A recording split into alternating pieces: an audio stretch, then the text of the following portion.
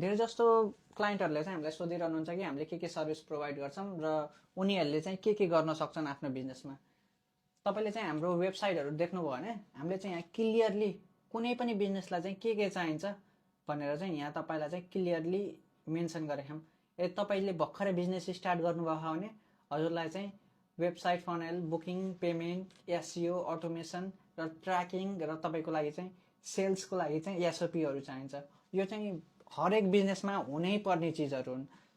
Once यो भयो भने तपाईँले जे पनि गर्नुभयो भने हामीले चाहिँ 4वटा तरिकाले हेल्प गर्छौँ। तपाईँले चाहिँ आउटबाउन्ड कन्टेन्ट र एड जे पनि गरे पनि तपाईँले यो चाहिँ रिजल्ट पाउनुहुन्छ। तर तपाईँले फाउन्डेसनै राम्रो छैन भने तपाईँले चाहिँ रिजल्ट पाउनुहुन्न। हाम्रो चाहिँ हरेक उसको चाहिँ सिस्टम अनुसारको यहाँ वेबसाइट पनि छ। अब हामीले चाहिँ फाउन्डेसनमा जानुभयो भने तपाईँले चाहिँ फाउन्डेसनमा पनि कसरी के गर्न सक्नुहुन्छ, के चाहिँ गर्नुपर्छ भनेर हामीले यहाँ डिपली लेखेका छौँ। अब फाउन्डेसन स्ट्राटेजीमा चाहिँ के हुनुपर्ने हो, यो चाहिँ किन हुनुपर्ने हो। सो यो भयो भने तपाईँले चाहिँ आफैले गर्न सक्नुहुन्छ भने आफैले गर्नुहोस्, नत्र भए तपाईँले चाहिँ हामीलाई कन्ट्याक्ट गर्न सक्नुहुन्छ र हामीले चाहिँ हजुरको लागि चाहिँ यो बिल्ड गर्नेछौँ हजुरको बिजनेसको लागि। सो यस्तै कन्टेन्टको लागि हजुरले फलो गर्न चाहिँ नबिर्सिनु होला।